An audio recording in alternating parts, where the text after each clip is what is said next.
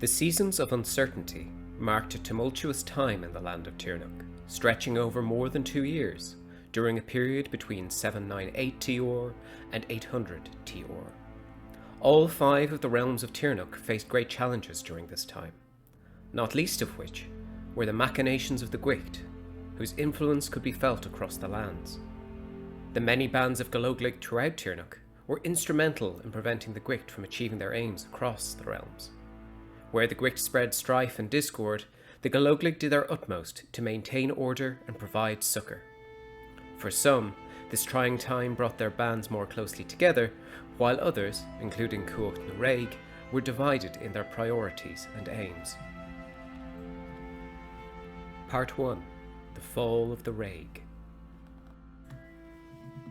The event which is usually considered to mark the start of the Seasons of Uncertainty was the ill-fated official trip taken by Raig Malonia to the islands of the Shaper's Steps off the northeastern coast of Vigil.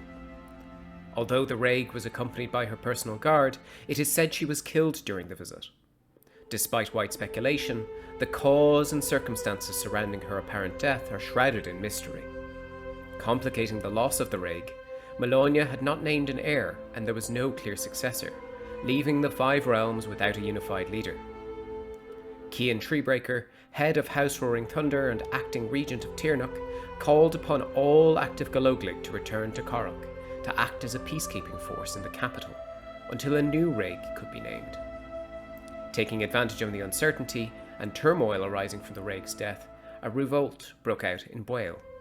Maury of Clan Neva declared that the wealth of the lowlands belonged to the Highlands, while also claiming Boyle as the new capital of Tirneach and the title of Raig for herself.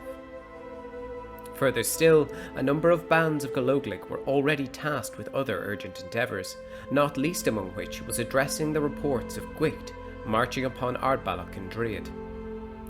Facing these 3 priorities, with no clear course in sight, the Galoglig of Tirneach found themselves divided, trying to bring stability and calm to lands unsettled by a series of seismic events. Left without a nominated or clear choice of successor, Regent Cian Treebreaker tried to maintain stability until a new Raig could be confirmed. While some voiced concerns about his advanced age and the risk of leaving Tirneach without a ruler, those concerns turned out to be well placed, albeit for a different reason, as some remaining members of the Riverborn sect organised killings across Corach. While Galoglig and House Guards tried to maintain order, some Riverborn managed to sneak through their thinly stretched ranks and assassinated the regent. However, another member of House Roaring Thunder, Tyrgen, managed to slay the assassins as they attempted to leave the grounds. Through a combination of personal charisma and some well-judged shows of force, Tyrgen claimed the position of head of House Roaring Thunder and with it, regent of Tirneach, ensuring that the confirmation of a new Raig could take place. Though continuity was maintained, the transition further delayed the confirmation of legitimate Raig candidates and caused widespread unease through the waterways of Usa and beyond. Causing further chaos in Corach, members of the self-proclaimed Breaker heresy stormed the headquarters of House Roaring Thunder, claiming that if they exterminated them, then no Raig could ever again be crowned. A group of them managed to hack their way into the room where Regent Tyrgen was consulting with the prelates of the Shaper's Church. In a desperate skirmish, Tyrgen managed to hold them off by arcane force, long enough for Galoglig to come to his aid, though he was badly injured in the process. After a fierce and bloody battle that left several waterways choked with the corpses of Breaker heretics, the combined forces of House Roaring Thunder and those few Galoglig who heeded the regent's call for defenders were able to quash the assassination attempt, while sustaining no losses and only a few injuries that were quickly healed.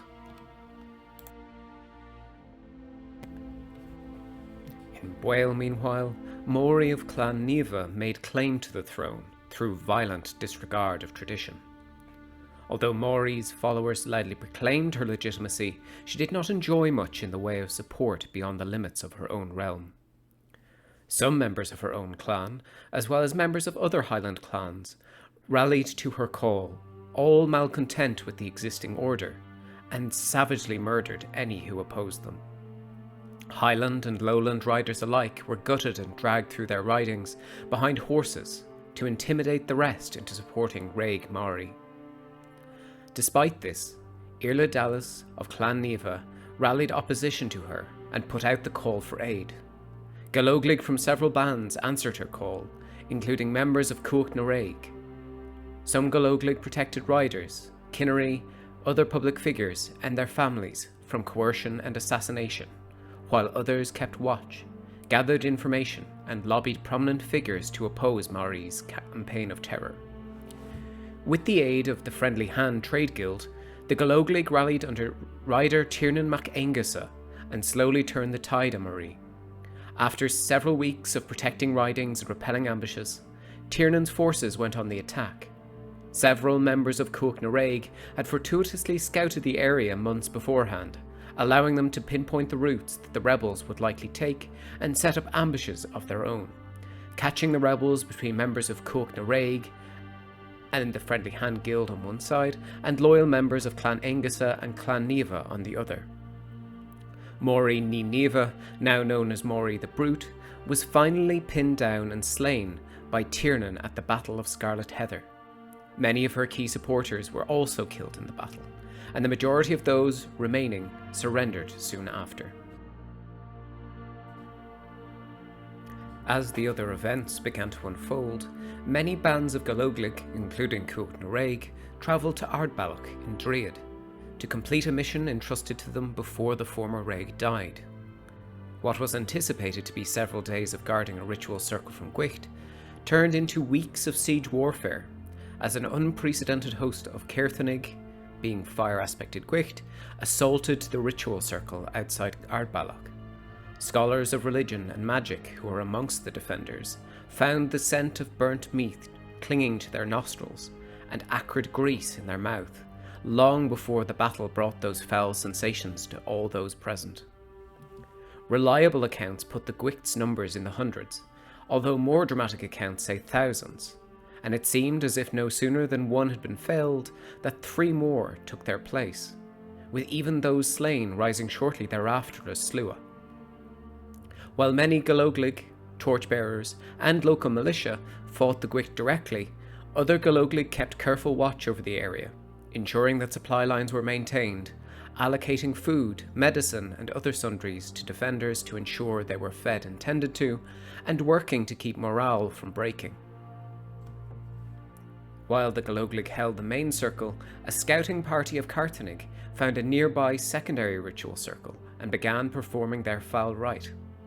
Thankfully, some Galoglig of Cuach na Raig had scouted the area in advance and quickly called attention to it, disrupting the ritual before it could reach its unholy conclusion, though some witnesses close to the lake at the time swore that the waters began to boil and reek of sulphur. The campaign proved a drawn-out affair, and the seemingly endless enemy hordes proved daunting. In an effort to keep enemy forces at a manageable level, some of the defenders began trapping vast quantities of slua and Gwicht corpses yet to rise in disused tunnels before sealing them off. While scouting nearby mountain passes for likely tunnels to use for this purpose, weeping members of Cuach na Raig discovered a tunnel locked with a heavy metal grate and could just make out the sounds of people calling for help. Investigating inside, they found an abandoned laboratory with over a dozen non-weeping corpses, 3 corpses of weeping of various species, and 3 still living weeping. The survivors told of a linebreaker Vartuk who had trapped them there and been experimenting on them, including killing some of their number. One captive, a Fahuk, rose as a weeping and managed to surprise and fight off the Vartuk and the one remaining guard, who fled and locked them inside. The 3 surviving weeping were rescued and evacuated below ground, away from the ongoing battle with the Gwicht. After weeks of holding the lakeside circle and frustrating Gwicht attempts to perform their ritual, one night the ley lines shifted ever so slightly, disempowering all ritual circles within a mile of the lake. Their morale seemingly sapped, the rest of the Gwicht in the area were more easily put down and packed into disused tunnels. After the ritual circle moved, those band members sensitive to matters of religion and magic could no longer sense the smell and taste of burning ash. As these events unfolded, attempts to reach the Shaper's steps failed repeatedly, as harsh storms smashed any ships that tried to make the crossing, preventing any further investigations into the former Raig's death. Over the months, Gwicht attacks became more rampant and aggressive across the Five Realms, something that many attributed to the absence of a Raig. New and previously unknown variants of Gwicht began to appear across the lands, with many targeting Kinnery and Galoglig, the absence of which would put many smaller communities at risk, given that they represented the only defence such towns had against the usual threats of bandits, the undead, and beasts. Amidst the public outcry for a new Raig to be named, dozens of would-be Raigs announced themselves, many previously unknown and citing a vague and poorly defined kinship to the previous Raig. A few candidates quickly emerged as the frontrunners for the position of Raig, arising from their deeds, qualifications, or vocal support. The first, Altna ní Orficha, a Lazir of Vigil, boasted impressive credentials. They acted as the Iarla of Vigil for the prior 8 decades and was one of its wealthiest landowners. They also formerly acted as a Kinnera for the Order of Teachers, but left service long ago to devote their time to tending to the matters of ruling Vigil. Their skills in statecraft and productive compromise are credited with bringing increasing success and prosperity to Vigil. They counted the majority of the Ruby families and some significant church figures amongst their most vocal supporters. They were seen as a steady hand who would guide Tirneach out of the time of terrible turmoil and back towards peace and prosperity. The second frontrunner, Tiernan mac Aingasa, was more renowned for their acts of valour. A human rider from the Highlands of Wales, they governed the lowland ridings of Thaloch.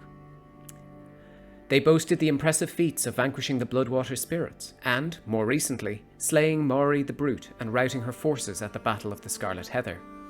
He enjoyed the support of the trade guilds of Wales and managed to gain the approval of large numbers of both Highlanders and Lowlanders, who recounted his great deeds of daring do and martial cunning with varying degrees of enthusiasm and begrudgery. Fresh off his victories in Wales, he was seen as a hero of Tirneach, ready to lead the charge to push back all those who would assault the Shapers' favourite land. Lastly, from Druid came an unlikely figure, Aoife, a weeping Fahuk rescued from the laboratory of a line-breaker of Artuk by the weeping of Cóg na Raig near Ardballoch. In their first life, they had been the lifelong servant, guard and confidant of one of the Sea of Druid. Lured into the clutches of the line-breaker by some of their minions, they were murdered but immediately rose as a weeping, thwarting the line-breaker's schemes and driving them off. More significantly, they were said to have risen with their soul bearing a mark of destiny. The Sea of Druid hailed this as an omen, and they have been sent to lead Druid, and Tirneach as a whole, into a new golden age, and to oppose the menaces of the undead and Gwicht, and linebreakers. Their most vocal supporters were the Sea of Druid, though they attracted significant attention from across the Five Realms. Following a period of such fear and uncertainty, their dramatic tale and the Sea's pronouncement of their remarkable destiny had many looking to them as a symbol of hope and rebirth, ready to lead Tirneach to something new and glorious.